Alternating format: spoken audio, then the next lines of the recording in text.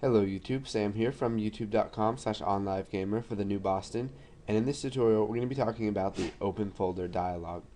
So just like the open file dialog, the open folder dialog opens up a window that lets you browse through the folders and select what you want, but instead of selecting a file, you're going to select a folder, which is let's say a folder to save something to, if they're not saving a particular file at that moment.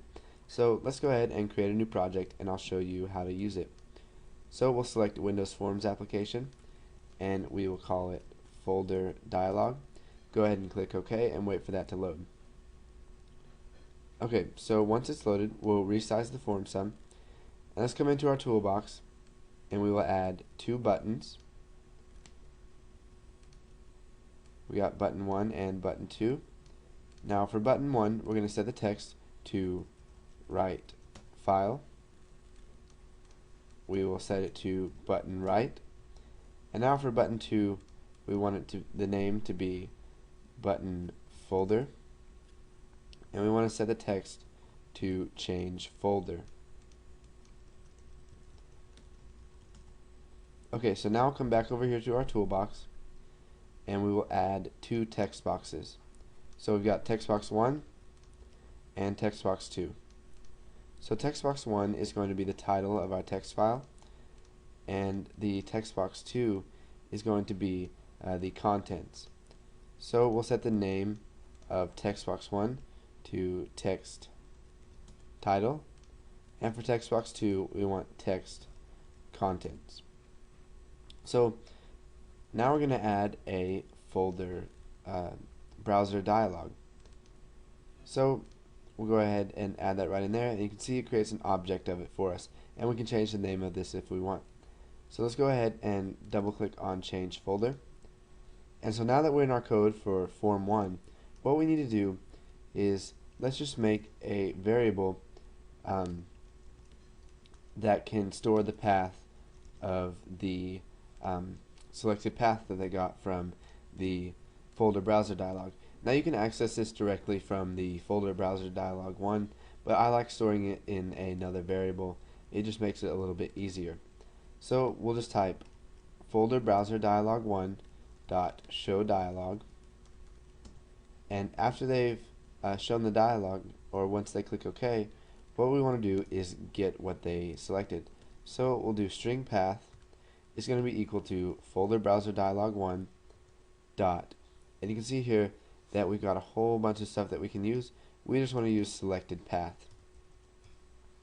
So now that we've got the path of where they want to save their files, let's go ahead and double click on write file, and we will just write the files for them. So we'll type system.io.file. So we're going to use the long version of this so that we don't have to import system.io. And now what we want to do is write all text. Now for our first argument, it's going to be the string. So we're just going to use string path. Now we're going to have to specify the name of the file. So we'll just add a backslash, and now we'll add the title. So text title dot text. So what this is going to do is going to get the path that they selected, add a backslash to just separate it, because everything is separated with a backslash, folders, and then if you select a file in that, it's got the folder name backslash the file name. And then we're going to use the title of what they selected, and then we're just going to add an extension to the file. So we'll make it a .text file. So now for the contents, we're going to use text contents.text. So it's going to write all the text from this text box right here to the path that they selected from change folder, and it's going to use the title that they used up here. So let's run this, and hopefully we won't get any errors. Now let's go ahead and change the folder. Now you can see that this is a little bit different, or a lot different than the save file dialog or the open file dialog, but it works essentially the same way. So let's go ahead and open up computer.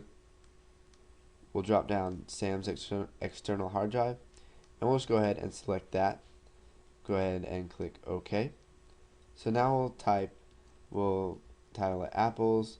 We'll add some stuff in it. And now we'll just go ahead and write the file. Now we can also write this a couple more times. So we'll just title it YouTube, and then we can write the file again. Now if we come in here into my computer, we can open up my external hard drive, and you can see that we've got YouTube and apples. And this is my file from a while ago. We can just delete that. And if we open up apples, you can see that we get NVIDIA, Intel, and AMD, the stuff that we added. And if we open up YouTube, we also get the same thing because we left it the same inside the text box. So go ahead and practice a little bit with OpenFolderDialogs. And once you got familiar with them and you're not going to forget how to use them, go ahead and move on to the next tutorial.